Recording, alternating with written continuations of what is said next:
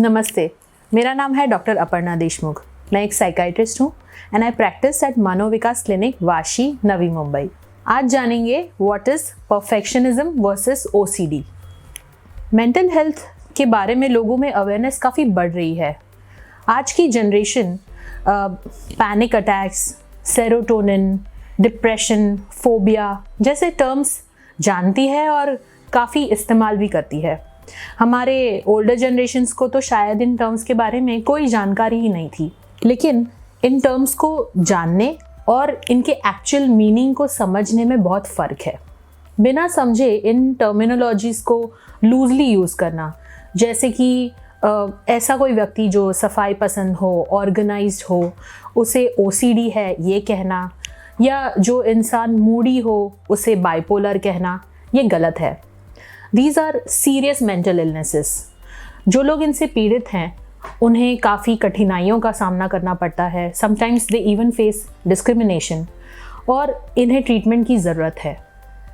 ये टर्म्स इस्तेमाल करने से पहले इन्हें ठीक से समझना बहुत ज़रूरी है।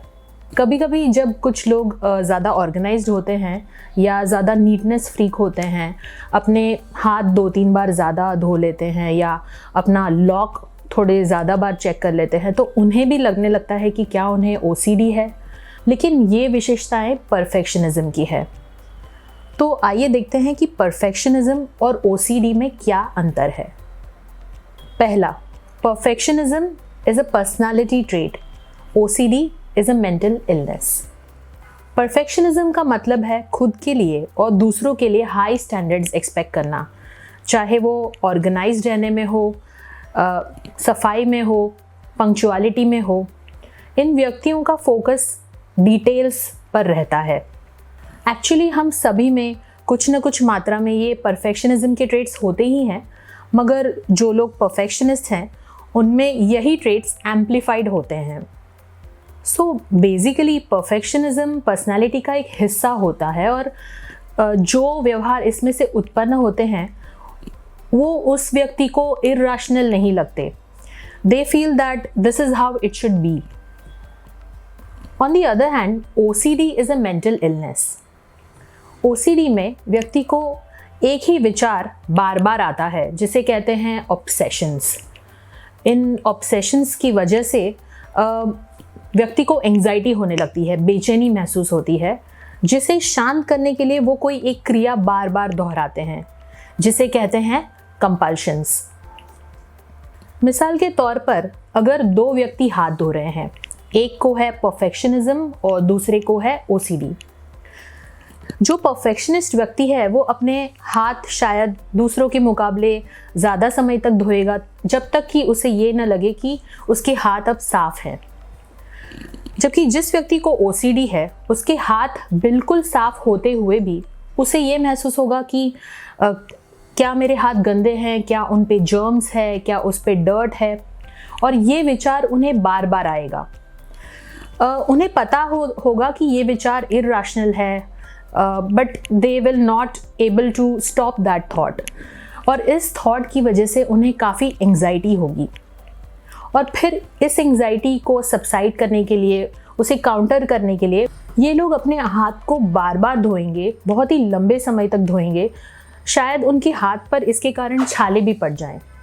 तो इस तरह से उनके दिन का काफ़ी समय ऑब्सेशंस और कंपल्शंस को परफॉर्म करने में लग जाएगा और वे बाकी जो काम है वो ठीक से नहीं कर पाएंगे।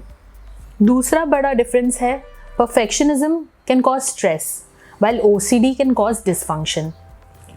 जो व्यक्ति परफेक्शनिस्ट हैं उन्हें अपने इस पर्सनैलिटी ट्रेट की वजह से काफ़ी स्ट्रेस होता है और उसकी वजह से उनके आसपास के लोगों को भी।